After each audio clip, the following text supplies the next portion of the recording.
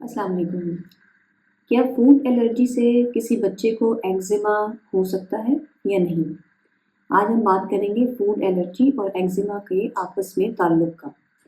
Eczema جو ہے وہ امیون سسٹم کا پرابلم ہوتا ہے، جس میں آپ کے جسم میں پائی جانے والی کچھ اینٹی باڈیز آپ کے اسکن کے سیلز کے اوپر اٹیک کر کے وہاں پر انفلامیشن کرتی ہیں، ڈرائنس کرتی ہیں اور اس کی وجہ سے ریشز بن جاتے ہیں۔ یہ مسئلہ بچوں میں کامن ہوتا ہے اور وقت گزرنے کے ساتھ ساتھ ٹھیک ہو جاتا ہے۔ ایگزیما جن بچوں کو ہوتا ہے ان میں دیکھا یہ گیا ہے کہ جب وہ کچھ خاص قسم کے کھانے کھاتے ہیں تو ان سے ان کا ایگزیما زیادہ خراب ہو جاتا ہے، تو جس کی وجہ سے پیرنٹس یہ سمجھتے ہیں کہ شاید فوڈ کی الرجی ایگزیما کی وجہ ہے، حالانکہ ایسی یہ ریالٹی نہیں ہے۔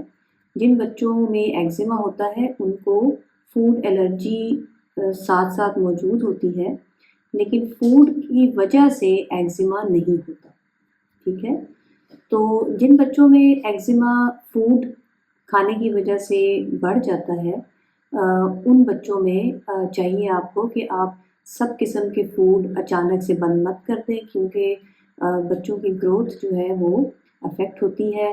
بچے وزن گین نہیں کر پاتے، وہ سستی کا شکار رہتے ہیں، اور وزن گین نہ کرنے کی وجہ سے دوسرے مسئلوں کا شکار ہو جاتے ہیں۔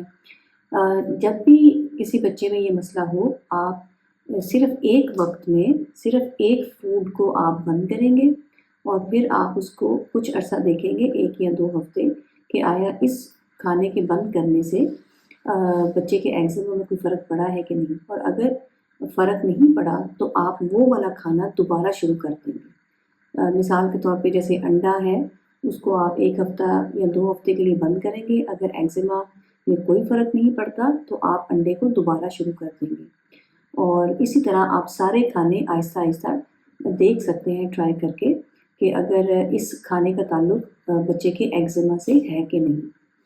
اور بہتر تو یہ ہوتا ہے کہ اگر کسی بچے میں آپ نے فوڈ کی ریسٹرکشن کرنی ہے تو وہ آپ کسی اچھی ڈائٹیشین یا نیوٹریشنسٹ کی سپرویژن میں یہ کام کیجیے۔ Thank you.